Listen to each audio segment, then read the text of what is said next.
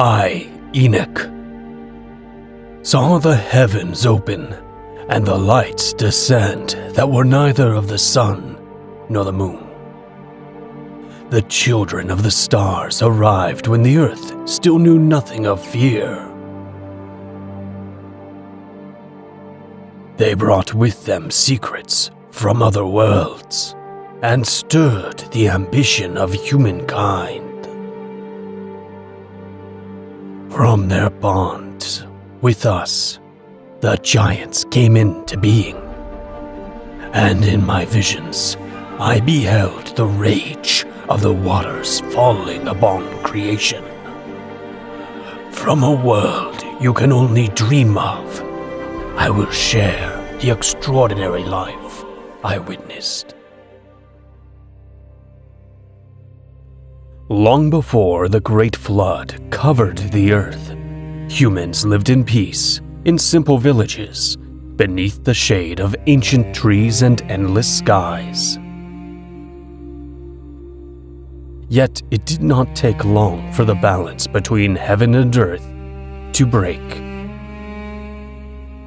From the heavens came unknown beings to guide humankind, though without direct interference. But captivated by the beauty of human women, they abandoned their original purpose and gave birth to the giants. In those days, I, Enoch, was already an old man. My life unfolded in deep reflection. That morning I sat upon a great rock in the valley, gazing at the horizon. The earth was in pain. Something had shattered, and I felt it clearly within my chest. My son, Methuselah, trusted my intuition and understood well my silences. I sensed his concern growing as the air grew heavy. Although my heart foresaw the danger, I chose not to alarm the villagers yet. I only asked Methuselah to share with any willing ear the importance of staying united and watchful. The world in those times still carried the purity of its very first breath. Creatures had not yet learned to fear mankind, and the waters of the river answered gently to prayers. Nama was a young woman whose courage was admired by all. Her voice was as steady as the eastern wind, and they said that when she touched the water, whirlpools would grow calm. She warned us that the river water had grown murky. I felt her unease, for it echoed my own. The earth was showing its sorrow in many ways. Some neighbors claimed they had sensed faint tremors, as if the earth were stirring restlessly from a long slumber. Yet I knew this was not just a gentle awakening.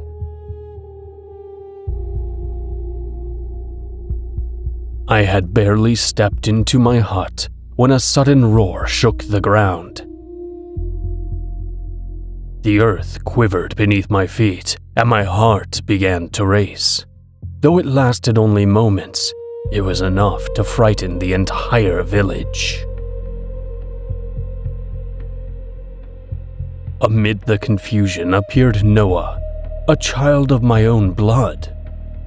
The boy sought comfort, shaken by the tremor we had just endured. I calmed him, telling him it might simply be a sign that the earth needed care. Deep inside, however, I knew this was only the beginning. Not long after, the initial fear gave way to relief. No visible damage had struck the huts. Still, the unease on the faces of those who knew me had only deepened.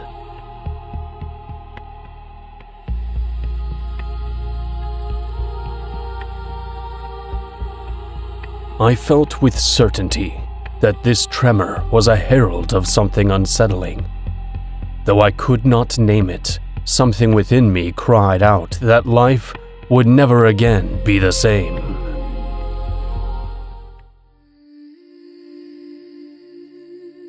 Far from my village rose the peak of Mount Hermon, a high land unreachable by humankind. There dwelled those who had descended from the heavens in days long forgotten by men. Those who had glimpsed them swore they had pale, smooth skin, with bodies that carried both strength and grace. Their faces resembled those of men, yet something about them was different, a strange beauty that seemed to come from another world. Among those who descended from the heavens were Semyaza and Azazel, who, from above, watched the steps of humankind. Semyaza had confessed to Azazel that human women stirred in him a strange longing. Though they were not of his world, they carried a light that drew his very soul. Azazel felt uneasy at his words, yet curiosity also stirred within him. He knew they had to remain cautious, for humans were still primitive beings, and their duty was only to watch over them. But Semyaza had grown weary of silently observing through eternity. He had witnessed much of human suffering and wondered if they should not intervene to ease their burdens. Azazel pondered the idea of sharing transformative knowledge with humanity, though he understood it was not knowledge alone that made them worthy, but what they chose to do with it.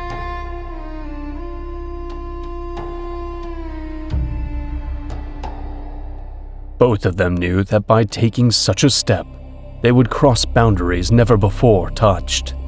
They themselves would be changed forever, and the world of humans would change with them. A silent pact began to form, marking the breaking of the established order. The laws they followed forbade any direct interference.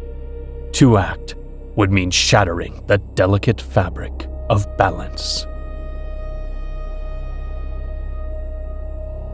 At that moment, a faint tremor passed through the ground, like an ancient sigh, as though the world itself remembered that a forgotten law was about to be broken. Azazel sensed clearly that the earth was trying to warn them. Semyaza, however, took the tremor as a sign that perhaps the human world was ready for what was coming. Both remained waiting in silence, as if time itself had frozen. In that instant, something unseen had already begun to take shape. In the days that followed, the village tried to return to its usual calm. While the women cared for their children, the men led their herds to graze in quiet meadows. Yet, beneath that surface of peace, worry lingered in the air, unspoken but deeply felt. Everyone searched my eyes for a reassurance I did not have. Nama's gaze, once filled with joy, now carried a faint shadow of unease.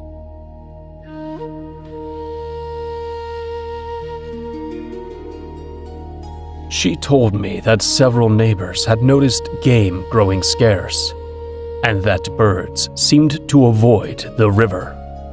She wondered aloud if perhaps they were fleeing from something. I, thoughtful, answered that nature was wise and was trying to tell us something, that we needed to stay alert. As the days passed, I began to lose my peace at night. Vague visions surrounded me. Tall, silent figures watching me from a place I could not name.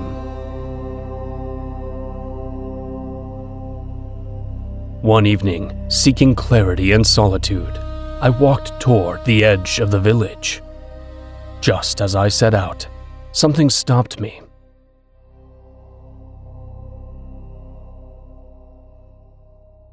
There in the path between the trees stood a creature I had never seen before. At once, I felt the encounter was no accident. The being seemed to have been waiting for me.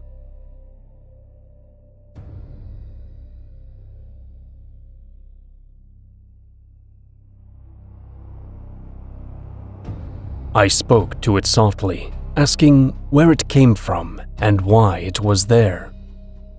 Following its gaze with curiosity, I lifted my eyes and felt my heart quicken.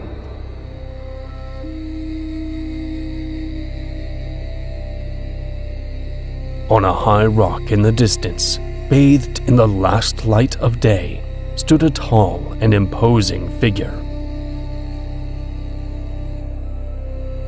Its posture was upright and noble, radiating a calm beyond the reach of mankind.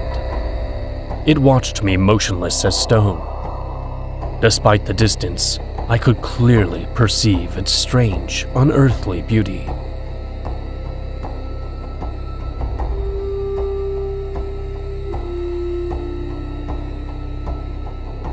A chill ran down my body. Could it be one of those beings the old stories spoke of? I whispered to myself, with certainty in my bones, that something vast and unknown would soon descend from those ancient mountains. I knew then the village would go on, but it would never again be as it once was. I felt an invisible force beginning to guide me. That encounter marked the beginning of my spiritual awakening.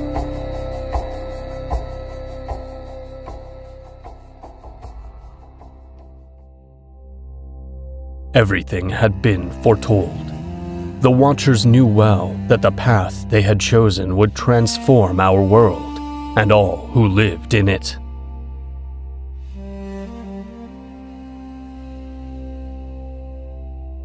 The sky grew heavy with dark clouds, as if a higher power sought to warn them not to continue with their plans. With resolute eyes, they descended the slopes of Mount Ammon. Fully aware they were crossing a boundary from which there was no return. What they were about to do broke their own laws and would forever disturb the balance that had existed since creation itself. They had resolved to live among humankind.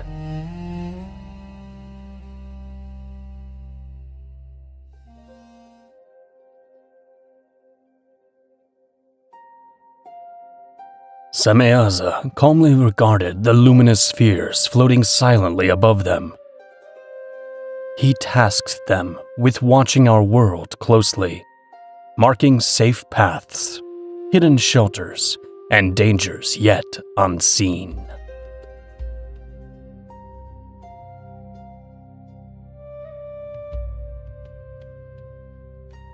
He then remembered his own homeland and spoke with longing of the crystal waters of Ashtara, glowing under the 3 moons at night.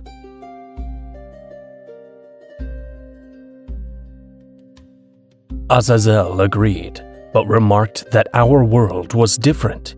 Here the creatures suffered, unable to move forward into the harmony that El Elior had bestowed upon his dwelling. Semeaza, nodding softly, recalled that El Elior had entrusted them with guarding young and fragile worlds, not through force, but by silently watching over their growth.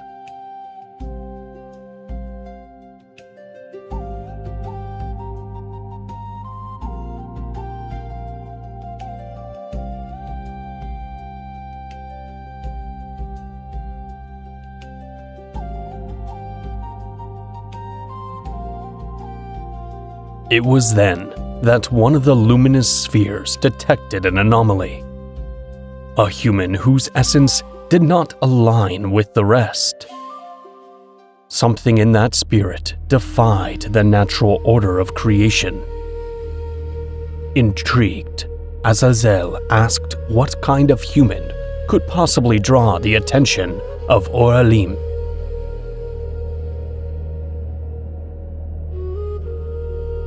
Meanwhile, Semayaza and Azazel moved steadily among the trees. Guided by the gentle light of the moon, they felt the forest itself watching them in awe, as though this corner of the world had never witnessed such presences before.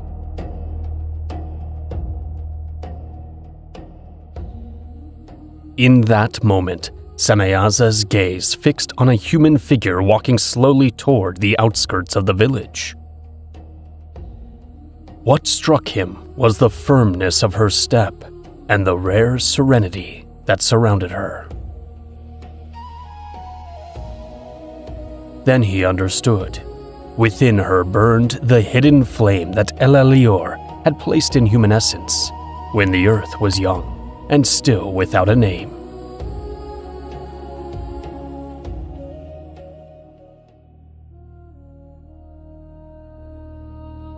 An irresistible pull stirred within him. Semayaza knew that approaching this human meant breaking an ancient law, yet he could not stop himself.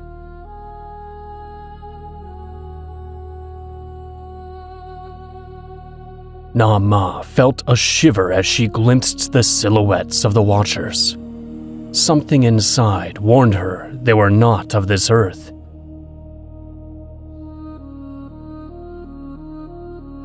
Were they wandering spirits? Or perhaps those ancient dwellers of the heights spoken of in legend? Her heartbeat quickened, and she asked directly about their origin, aware that their presence disturbed the very air around them.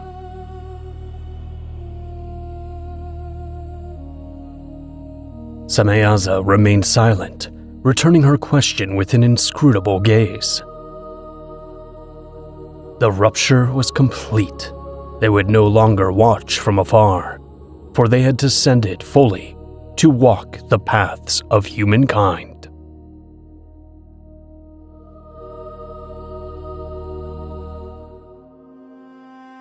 The sun, one among the countless lights scattered across creation, bore witness to something unseen since the earliest days.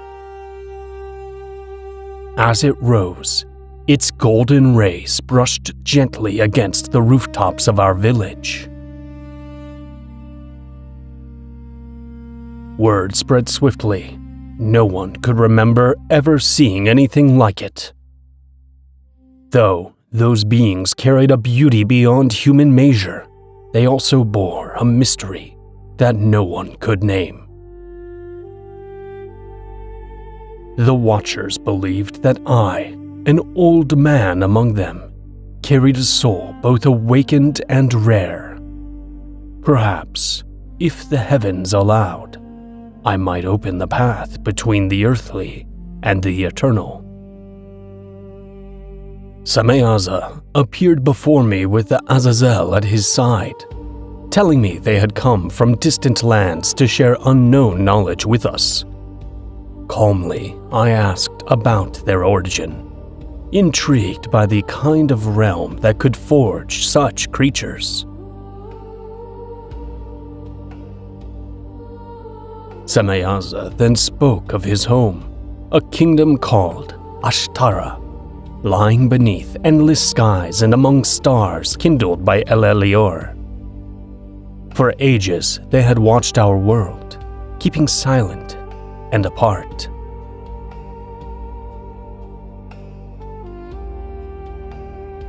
His words left me stunned. I had never heard of stars, or of worlds separated by unfathomable abysses. My mind could not grasp the magnitude of what he revealed, and lifting my eyes to the sky, I searched in vain for answers. Amid the gathered crowd, Azazel noticed a quiet, composed young woman whose modest beauty stood out with clarity. Her name was Sapphira, and her eyes could perceive what was hidden from others.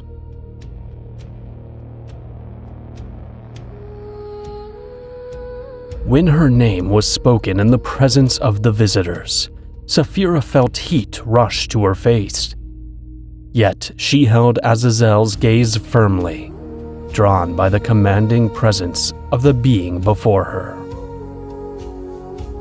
As their eyes remained locked, the world around Sapphira seemed to slowly fade away.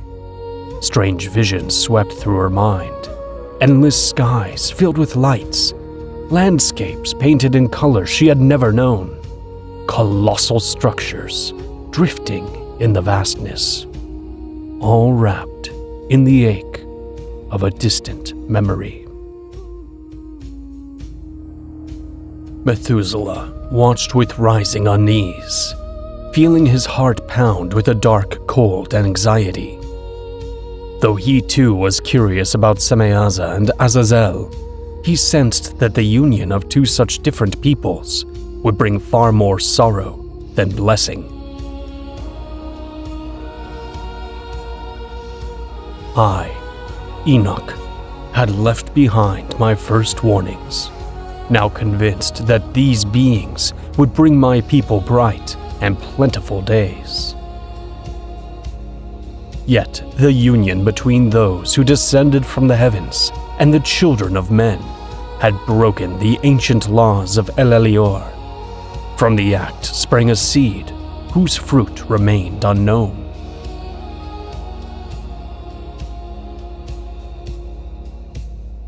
Awed by their splendor and wisdom, few noticed that a door had been opened to something that should never have existed.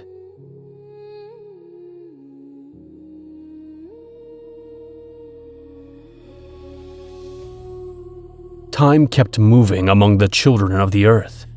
The visitors, once looked at with wonder, had become a part of the everyday scenery. Life began to shift slowly through the teachings of Semeaza and Azazel, though each guided us in very different ways. Semeaza revealed knowledge meant to enrich our lives, always careful not to disturb the balance of the world. One clear night by the river, he showed Methuselah and me how to read the stars, explaining their movements and how to measure time and seasons.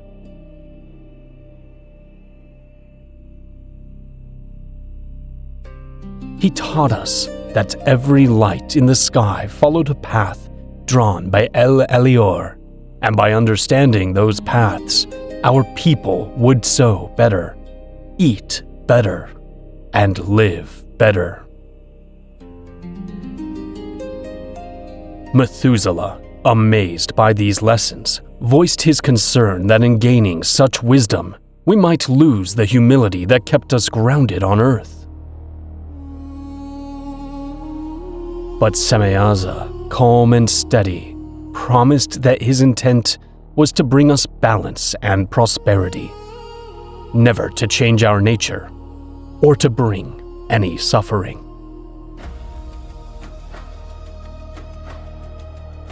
Azazel, meanwhile, began teaching chosen men the art of forging metal weapons, showing them how to master fire to craft spears, swords, and other tools of power.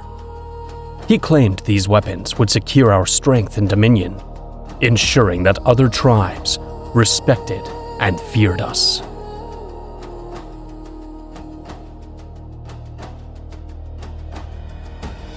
In the privacy of her home, Saphira tried to share her concerns with Azazel.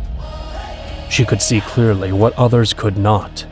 She sensed that weapons would draw the attention of nearby villages, inevitably leading to conflict and war. Azazel, however, insisted that power brought safety and respect, and that hiding knowledge would only doom us.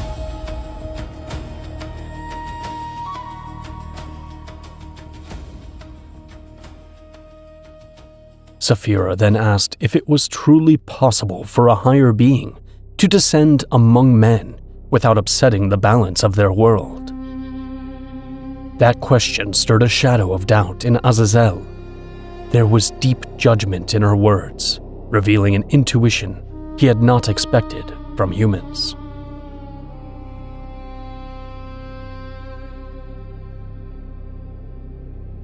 In a quiet corner of the village, Nama and Samayaza spoke softly beneath the starry sky. The teachings of Azazel were already beginning to trouble them both. Samayaza voiced his worry that perhaps it was too soon for men to wield such force.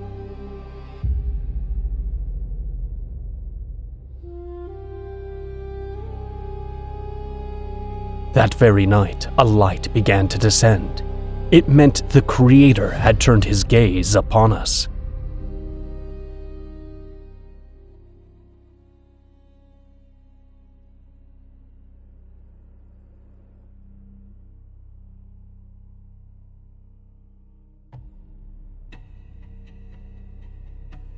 Alerted by the villagers, I watched the figure without blinking, my breath caught in my chest. He resembled Samayaza and Azazel, yet something set him apart. A calm strength, an authority that needed no words. His name was Uriel. He warned me clearly that heaven's law had been broken, and that those who had descended from the firmament had crossed forbidden boundaries. He urged me to caution my people about the dark days approaching.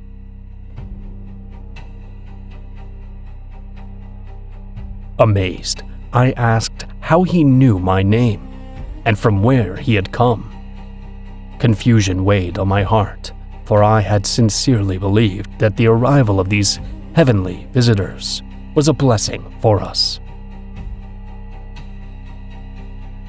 Uriel declared with authority that he was the guardian of the boundaries set by El Elior, and that the knowledge we now possessed had been taken without divine permission.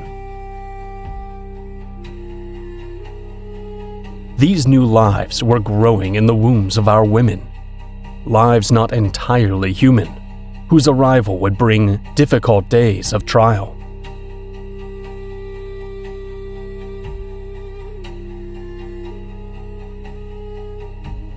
At that moment, from the shadows, Samayaza and Azazel appeared, walking slowly with cautious eyes. On their faces, I clearly saw a mix of respect and fear. For before them stood Uriel, the Watcher, who acted under the command of El Elior among stars and worlds. Samayaza spoke first, his tone conciliatory yet tense, insisting that his intentions had never been harmful, but rather meant to bring light to the children of men. Uriel watched them with a stern, unyielding gaze. He reminded them that they had broken the supreme law, mingling with earthly beings and creating something that should never have existed. He declared that their actions had placed the orders set by El Elior in grave danger.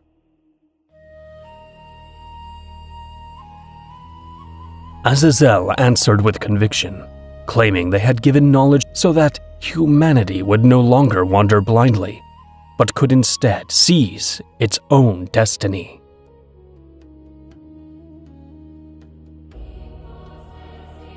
Yet Uriel replied that they had crossed a boundary El Elior had drawn with wisdom. Knowledge granted without the proper maturity was poison disguised as a blessing. The day would come when those very gifts would turn against us, and against them as well.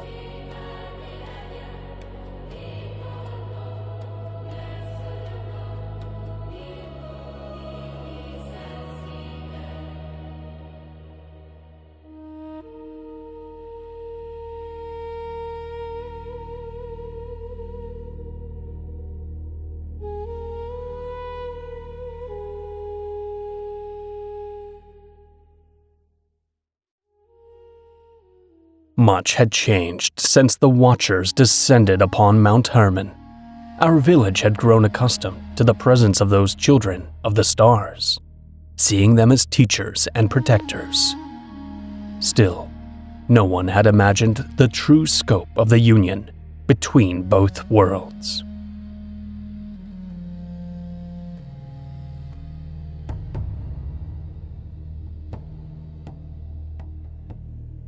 From the bond of Semeaza and Nama were born the twins, Damal and Aran. Meanwhile, Azazel and Saphira conceived a son they named Nimruth. Tall as trees, the three stood out unmistakably among us. Their appearance stirred admiration, but also something unsettling. A silent shiver in anyone who gazed at them too long.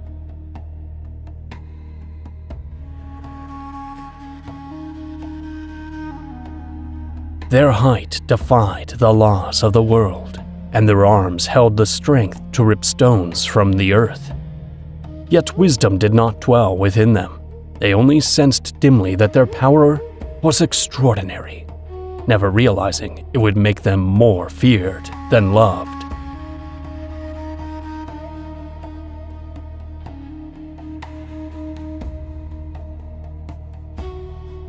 One day, Nimruth sought to display his strength before the children of the village.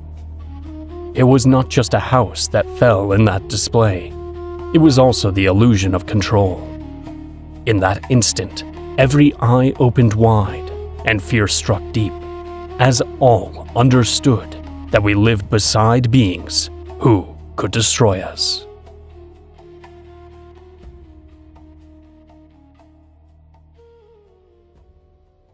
Methuselah, his eyes heavy with suspicion, warned everyone about the unnatural nature of what was happening. He said that ever since the sons of heaven had arrived, we had ignored the obvious signs. Their children possessed a strength completely beyond our control.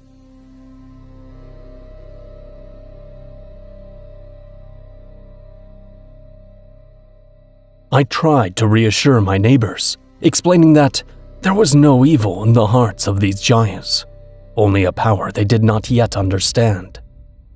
One they still had to learn to master. Despite my words, I could not silence the growing unease within my own spirit. I chose to withdraw into the nearby forest, seeking the clarity and peace I only ever found among those ancient silent trees.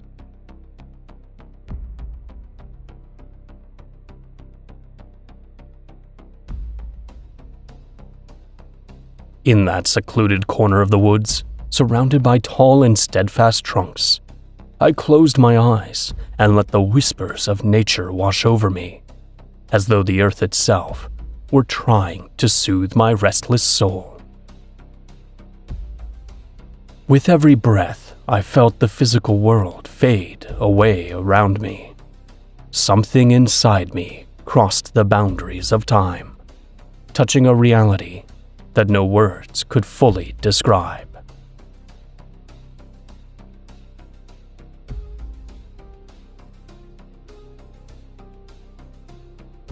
Suddenly, I was struck by a violent, overwhelming vision. Before my eyes stretched a raging ocean, its waters advancing relentlessly over the land.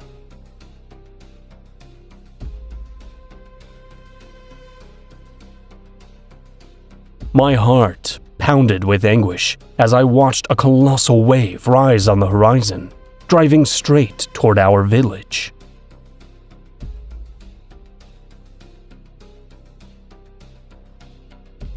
A cry caught in my throat, and just as the wave was about to crash down upon everything I loved, I opened my eyes.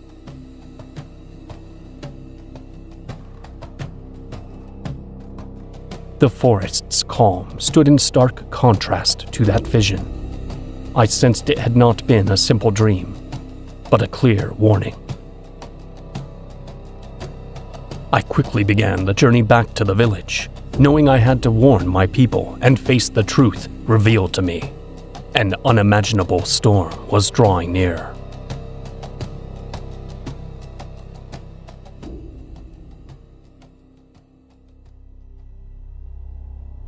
The earth itself had felt the weight of those days, and what had begun as peace had turned into a constant, nearly unbearable tension.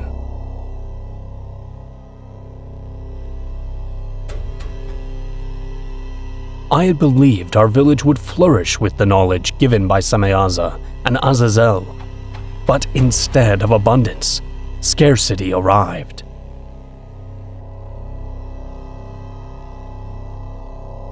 Nimruth, Arhan, and Amal had grown to colossal size. They were clearly unlike any human, and it became harder with each passing day to satisfy their endless hunger.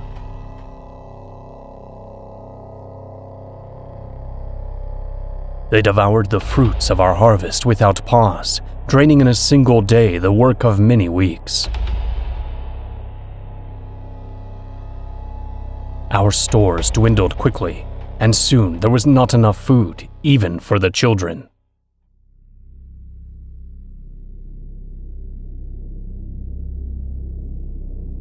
Methuselah then reminded me of the words of the messenger Uriel, warning that the sons of heaven had brought curse and ruin. A chill ran down my spine. That powerful yet steady voice of Uriel had left a lasting mark on me. In that moment, a sudden vision struck me with force. I clearly saw a vast wooden vessel floating upon dark, raging waters, beneath skies that roared with ancient thunder.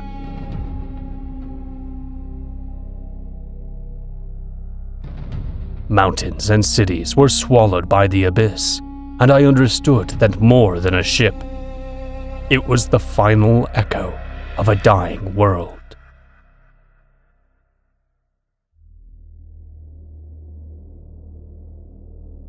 I confessed then to my son that Uriel's words weighed heavily on my soul. I knew the end was drawing near, though I had not imagined how deep that abyss would be. Yet, I was certain that the worst still waited for its hour.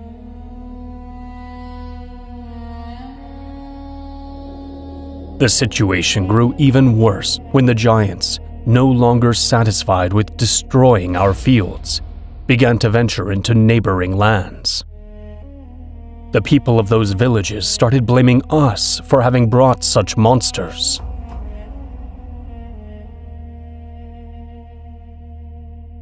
One night, gathered around the central fire, a silent crowd fixed their furious and unsettled eyes on me. The spears they carried frightened me less than their stares, heavy with reproach and accusation. The leader demanded justice, blaming us for the devastation caused by our giants. I tried to calm everyone, explaining that those youths still did not understand the strength they carried, and that only time could teach them balance and restraint.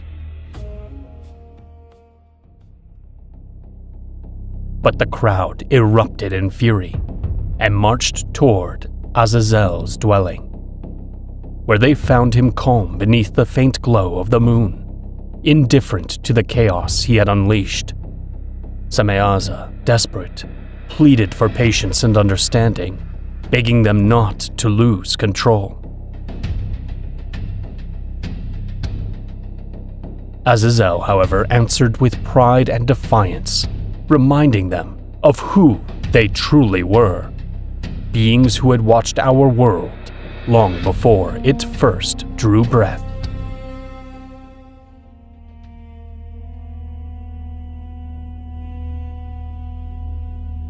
At that moment, the clouds began to churn, and the air grew suddenly cold. The sky thickened as if light itself had been suspended. Then I heard the first thunder clearly, a deep lament rising from the bowels of the earth.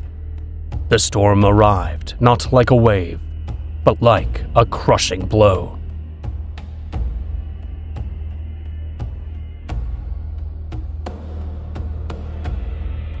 From my distant corner, I watched with a knot in my chest. I saw how the lightning fell with unnatural slowness, casting a terrifying glow over the faces of men who, consumed by fear, ran aimlessly in every direction.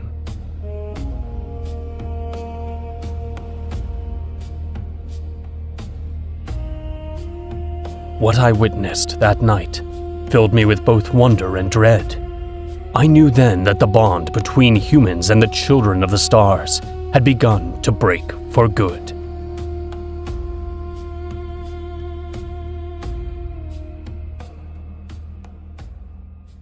Days later, under the cold light of a pale moon, Azazel gathered a group of villagers near the forest's edge. His face reflected a dangerous blend of restrained anger and iron resolve as he prepared a strange substance that glimmered faintly in the torchlight.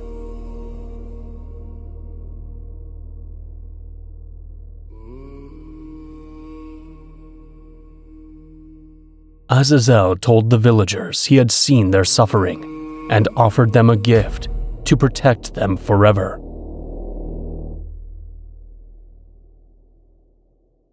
One of them stared in fascination as he mixed dark soil, sticky resins, and a yellowish powder that gave off the stench of sulfur.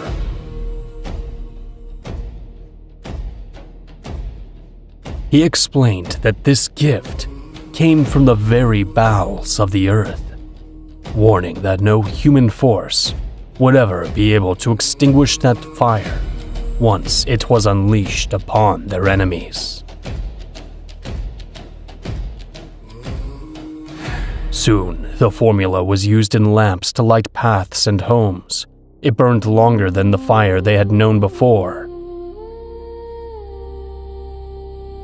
though they had not yet seen its true power. For a brief time, the village regained some of its lost confidence, believing itself protected by Azazel's gift.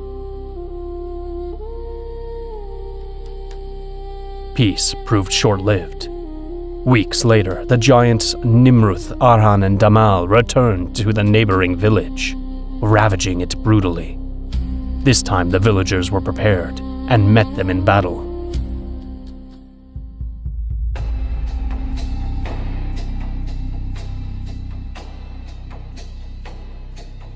During the fierce clash, Nimruth was struck in the leg by a spear and crashed to the ground with roars of pain and shock.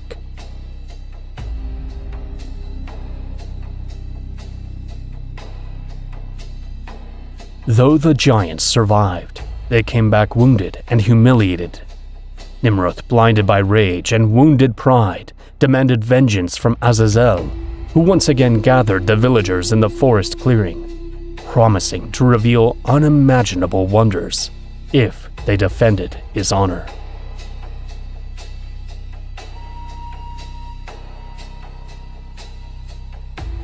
The villagers, lured by promises of safety and absolute power, secretly prepared dozens of containers filled with that incendiary substance.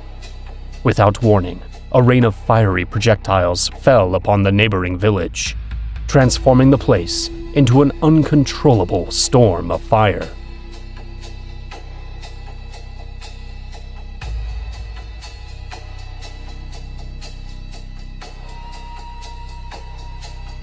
Every desperate attempt to extinguish the flames failed.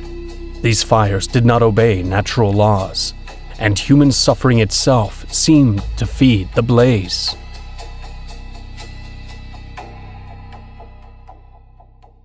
From a distance, Sameaza and I watched the tragedy in absolute silence. The gifts, once given, had become curses, and in that moment, I remembered Uriel's severe warnings. Power without wisdom is the open door to suffering.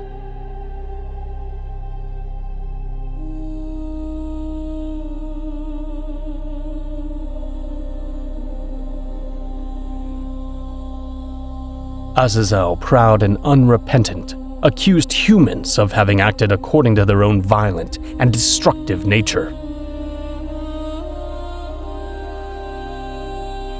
In that moment, I saw clearly that the darkness in his heart knew no limits. I chose then to turn away from that horror and return to the forest, the sacred place where I had received my first visions. There, slowly and with resolve, I lifted my gaze to the sky, wondering how beings so wise had brought such ruin. Perhaps, I thought with dread, Azazel was right. Maybe the true root of the disaster lay within men themselves.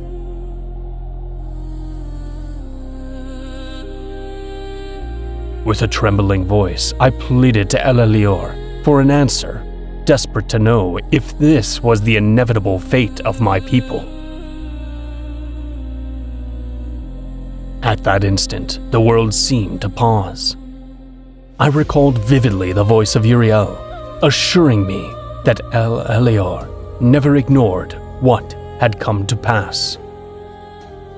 Then, among the stars that Sameaza had taught us to watch, a bright point appeared, its light growing as it descended slowly, with a solemnity that crushed the soul.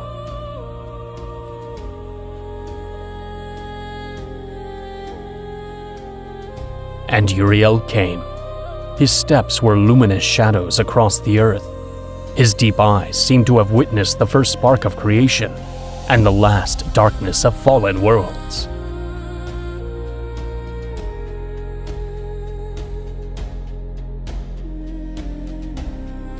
He walked straight toward me, declaring with absolute authority that the time had come for El-Elior to restore the lost order.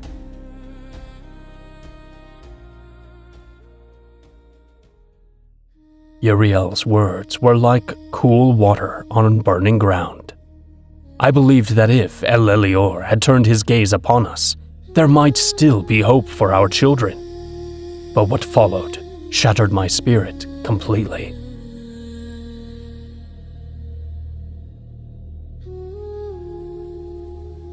Uriel revealed that our people had become corrupted, and that El-Elior had decreed a great flood to cleanse the world. All would perish, even the innocent who had never taken part in these evils. My heart broke at that judgment. I could not understand why all must pay for the sins of a few. But before the flood, it was necessary to erase the existence of those who never should have been born, whose very presence violated the oldest law that upheld the balance of infinite worlds watched from afar.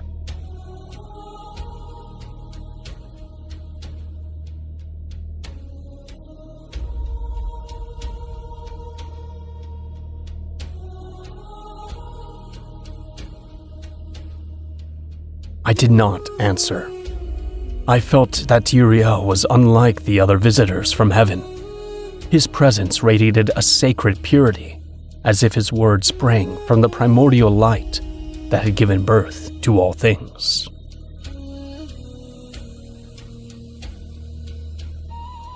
Soon after, Uriel walked to the center of our village.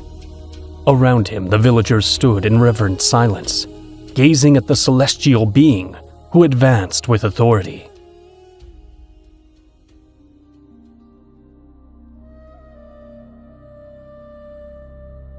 Uriel warned Semeaza of the gravity of the deeds committed by him and his brother from the heavens. Semeaza crushed, admitted too late the horror caused by his choices. He had come to grasp the magnitude of the damage, and heavy with guilt, confessed that he could not hand over his children to be destroyed. He had helped Nimruth, Aran, and Amal escape, hoping they might one day find redemption. Uriel listened in silence, clearly understanding the pain Semeaza carried, recalling for a brief instant a similar moment that had once unfolded in another distant world. At last, he warned that though El Elior might consider his repentance, his children would not escape divine justice forever.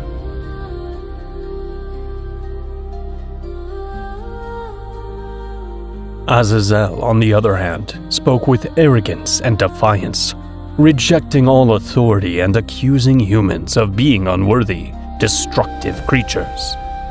Uriel answered with severity, declaring that human darkness should have manifested without celestial interference.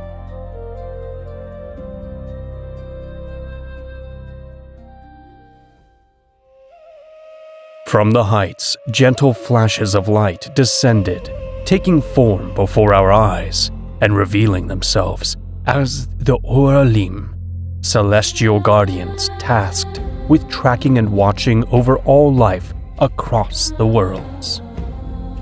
Uriel commanded them to find the sons of Azazel and Semeaza, assuring that no earthly force could keep them hidden.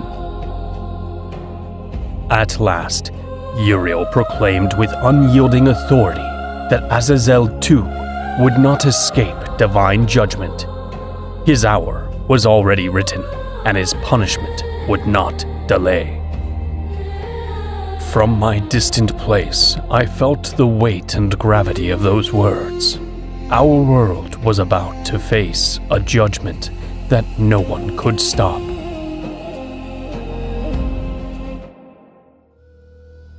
For a long time, Uriel walked among men with a mission clear and unbreakable. He had to find the children of the Watchers. The Oralim, gifted with the wisdom of Ashtara, swept across the skies in search of the giants. Their movements were like luminous brushstrokes, reminding us that every choice carries the power to create beauty or unleash chaos. They crossed untamed landscapes carved by the Creator, places never touched by human hands, where nature spoke with a voice of its own.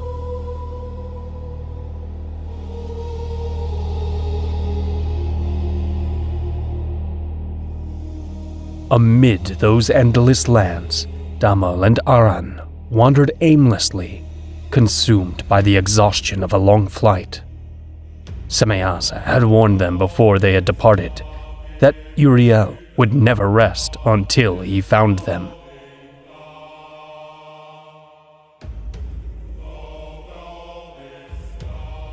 As the days passed, their strength faded until they could resist no longer. Even the strongest spirit breaks when hope is gone and the heart finds no rest.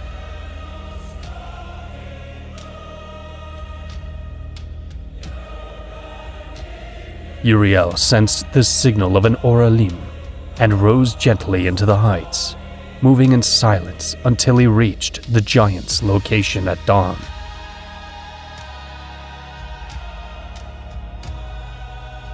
Damal and Aran, aware of the power of the being approaching, accepted their fate with resignation.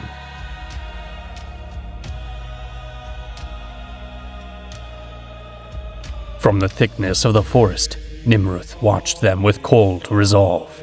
Feeling he still had a chance, he turned and ran toward the coast, leaving his cousins behind without a glance. Clumsy and heavy though he was, inside him burned a stubborn light that clung desperately to life.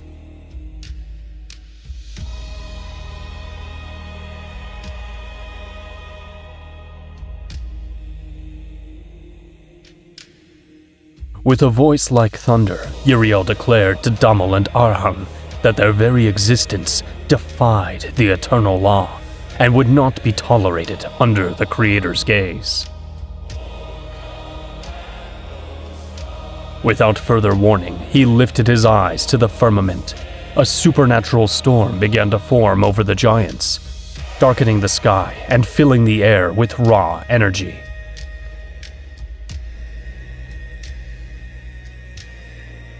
Relentless lightning struck the twins, their massive forms glowing with each violent surge. Their cries of agony echoed across the valley as their bodies slowly dissolved. After one final, blinding flash, only blue smoke and drifting ash remained.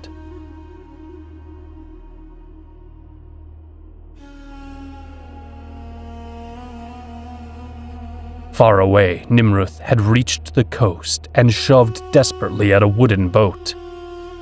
Built in secret over many months in anticipation of this tragic end, with one last look at the horizon, he climbed aboard and set sail southward, vanishing into the ocean mists.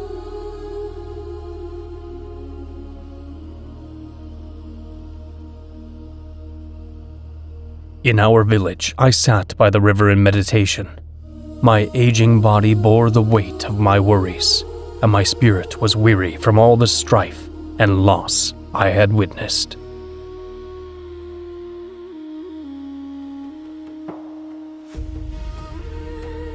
Uriel then came to me, calmly revealing that the fate of the giants was sealed.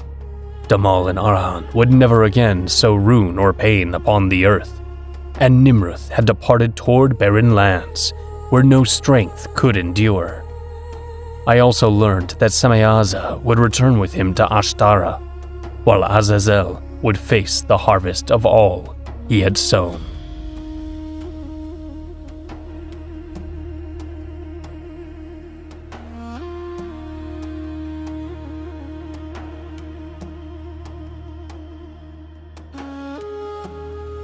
I asked how he managed the balance among so many worlds and stars, and he explained that to El Elyor, immensity was nothing more than himself, present in all things, able to sustain every balance. The sky had turned leaden, heavy with a storm that throbbed within the clouds. On the peak of a desolate mountain, Azazel waited with arrogance for the inevitable arrival of Uriel.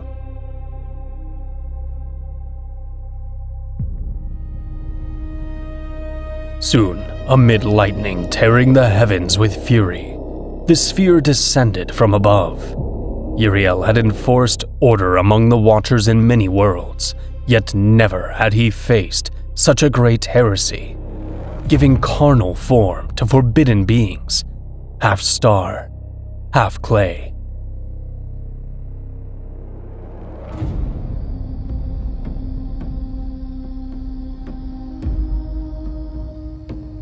Azazel, steeped in sarcasm and defiance, greeted Uriel with arrogant words, declaring that nothing could change what had been done or erase the marks left engraved in the hearts of men.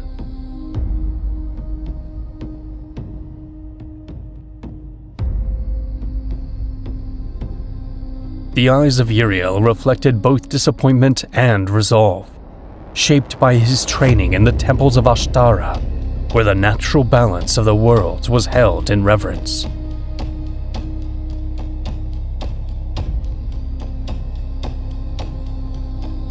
Uriel spoke sternly of the suffering Azazel had caused, reminding him of the noble purpose bestowed by El Elyor, one that demanded humility and vigilance.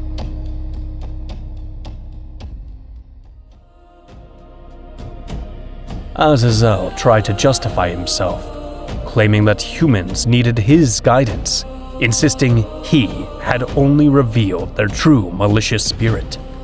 But Uriel reminded him that only El Elyor was the true creator, and that their task had always been only to watch. Azazel moved forward to show his strength, but suddenly he was frozen in place, unable to move even an arm. Confusion and fear spread across his face.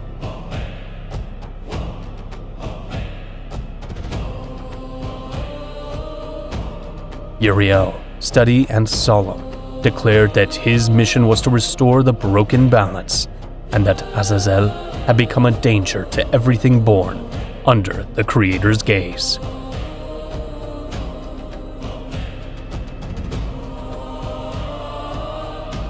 When Uriel lifted his eyes to the sky, the clouds answered with a violent storm of blinding lightning. Azazel's body remained immobile, trapped by an invisible force that stripped him of will. The fury in his eyes gave way to desperation.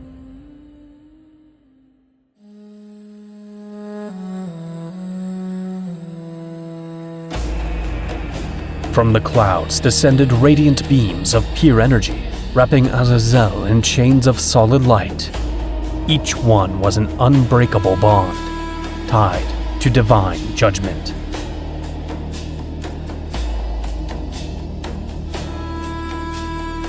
Azazel struggled in vain as he was slowly pulled into the rocky ground, sinking inexorably, prisoner to those celestial bindings.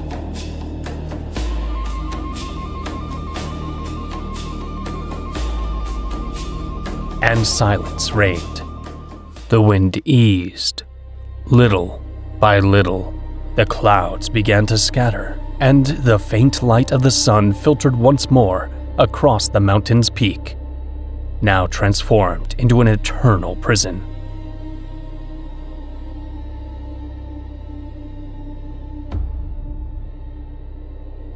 Uriel stood still for a moment, gazing at the rocky tomb he himself had sealed. A trace of melancholy crossed his face, fully aware of the painful duty he had just fulfilled.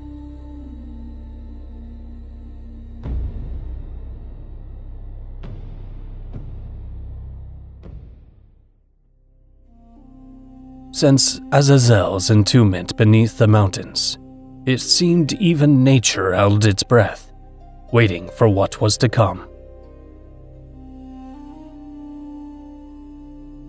By the river, I waited patiently, aware that the end of my path was near. My weary eyes carried the serenity that comes with understanding, after having witnessed truths capable of breaking even the strongest hearts.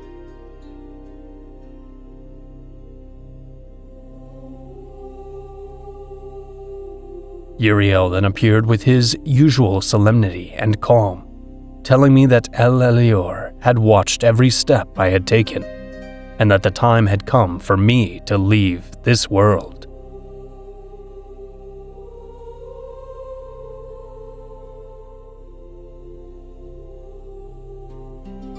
At first I resisted the thought of leaving my people behind, for I longed to face whatever disaster might come alongside them.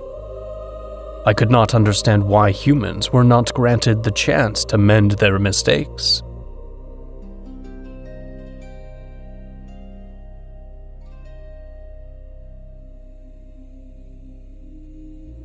Uriel, with compassionate firmness, explained that to bestow power before its time leads inevitably to desolation, diverting the path the Creator had set. The human soul had been irreparably tainted.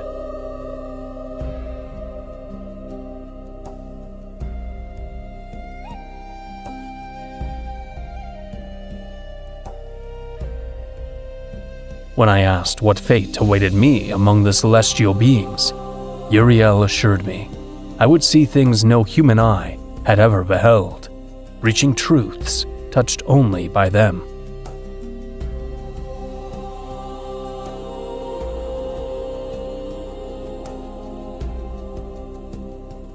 He assured me that my legacy would endure through my bloodline, especially within the family of Noah, who would be chosen to survive the flood. An ark would be built in secret, and when El Elyon opened the heavens, Noah's family would sail toward a new dawn.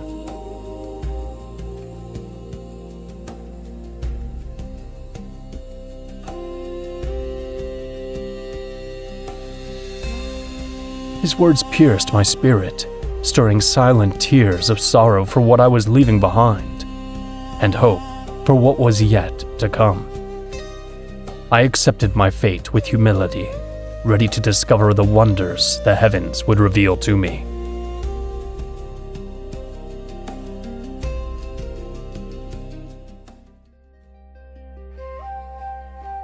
Not far away, on a small hill overlooking the valley, Semyaza gazed at the moonlit landscape. Beside him, Nama carried the heavy sorrow of farewell.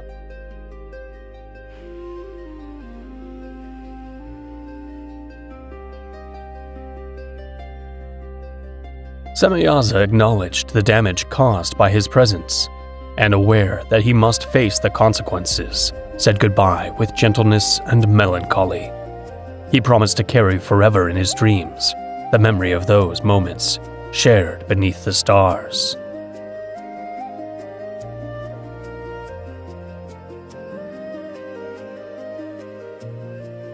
Nama stood still, feeling her soul break as Semyaza slowly vanished into the glowing sphere. She understood then that eternity is an illusion for those who have never loved. Everything of value burns quickly and fades in silence.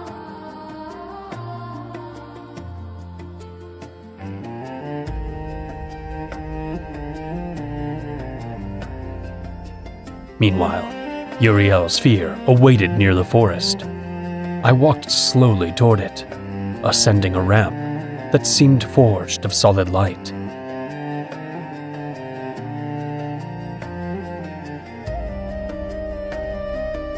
Watching the village grow smaller beneath me, I felt a profound calm settle over my spirit.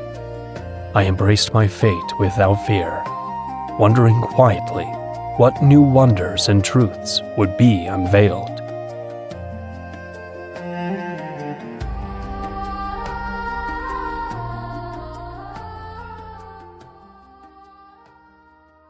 The sphere that carried me moved through a vast expanse of shadow and brilliance, drawing away from my world until it became nothing more than a small blue point.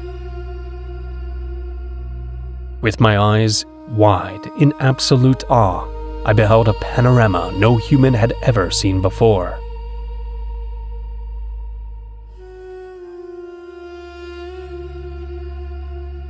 First appeared before me colossal columns of fire, immense forms of blazing flame rising from unfathomable depths, twisting upward like living creatures, holding aloft unseen worlds.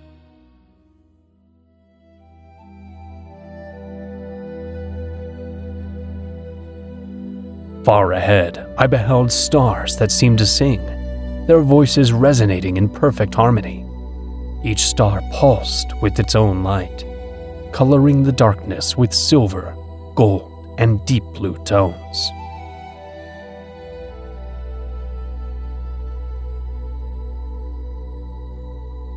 Much later, I witnessed colossal torrents of light, bursting forth with indescribable power, like living beings forged from pure fire.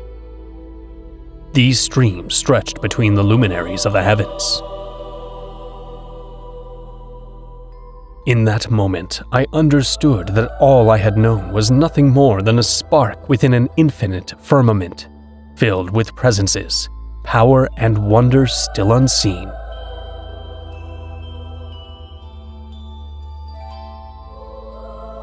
After passing through a region that seemed made of silver winds, I approached a vast world encircled by 3 golden spheres, glowing like a radiant jewel suspended in the void.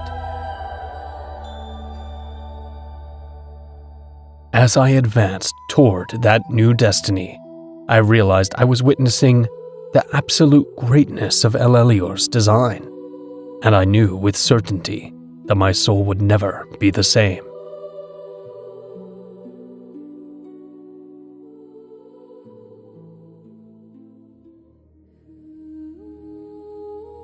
Uriel's sphere crossed into the atmosphere of Ashtara, and I gazed upon a realm whose beauty overflowed all understanding.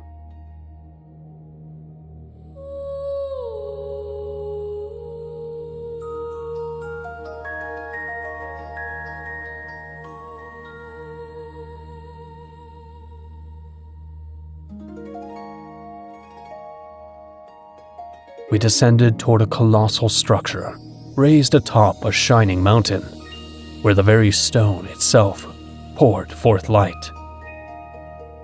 Guided by Uriel, I walked through a gigantic hall, whose walls gleamed like pure crystal. Radiant columns upheld endless ceilings that shimmered with reflections of impossible colors.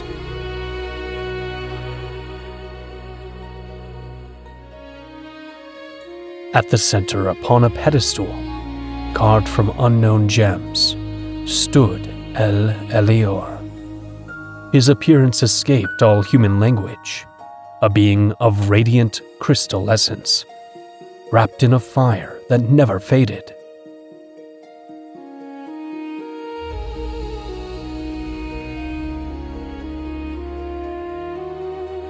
When I tried to focus my eyes on his face, the force of the light and flame erased every detail. I could only perceive an infinite energy exhaling life, wisdom, and compassion.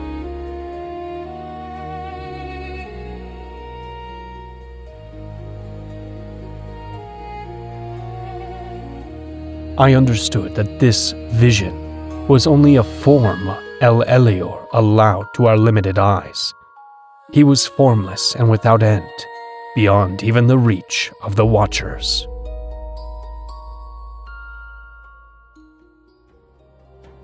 Then, his voice resounded deep within me, reminding me that in a corrupted land, I had walked with justice and compassion. He revealed that the day would come when the waters would cleanse the world, and that only the bloodline I had guided would restart the human story.